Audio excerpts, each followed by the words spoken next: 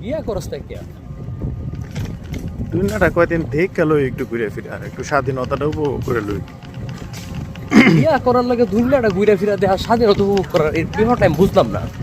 তো এই যে আপনি কল দিছেন, আমি দৌড় ফেরা আয় পড়ছি, আমার পিছে তো ডাক দেওয়ার কেউ নাই, একটা ফোন দেওয়ার কেউ নাই, তো এটাই তো একটা স্বাধীনতা।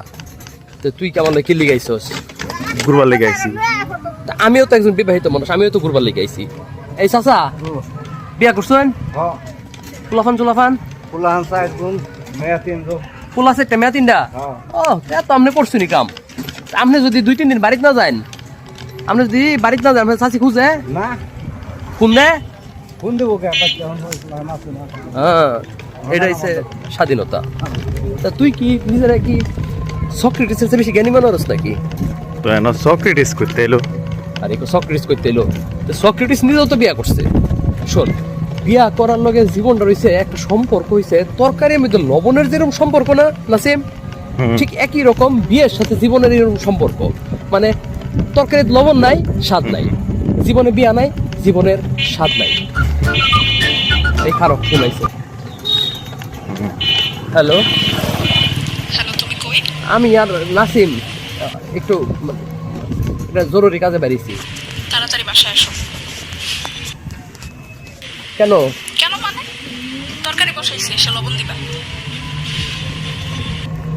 আসতেছি। আর কি কাজ? তুমি আসো, কাজের লিস্ট রেডি আছে, হাতে ধরাই দিচ্ছি তোমাকে। এত কথা বলো বাবা, আসো তাড়াতাড়ি। আসতেছি, অক্ষণে আসতেছি। এই চাচা রিক্সা করেন। কি হয়েছে, কোনো ইমার্জেন্সি? না একটা জরুরি ফোন আসছিল। কে ফোন দিল? আরে বেটা তোর বাবি ফোন দিছে, তরকারি লবণ দিন লাগবো, এটার লেগে আমার জান লাগবো হন, জরুরি কাজ। তরকারি আপনি লবণ দিবেন? তা আমি দিতাম না, তুই দিবে নাকি? হ্যাঁ, বিয়া করছে আমার, তুই লবণ দিবে? ছাগলের মতো কথা বলে। এ বেটা এত লাগে রিক্সা করে তাড়াতাড়ি যাইন বেটা। নষ্ট হয়েছে কি নষ্ট হয়েছে? নষ্ট হয়েছে?